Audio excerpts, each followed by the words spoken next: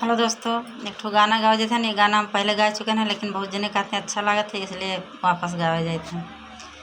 कौने है जुनिया राजा लायो तू गवानवा की कौने जुनिया ना राजा आयो तू से जारिया की कौने जुनिया ना सजाइन है रानिया लायन हम गवानवा की आधी रतिया ना गोरिया आयन हम सजारिया की आधी रतिया ना काहे रनिया तारा चेहरा है धुमिलवा काहे न रनिया ना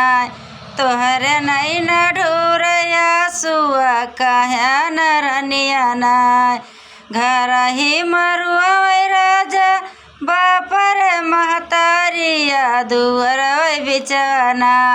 सगा भयवा हमारा दुअर बिचना सखिया सहेली राजा घर ही मरुआ बगिया बिचना हमरे नानन कई मिलनवा बगिया बिचना।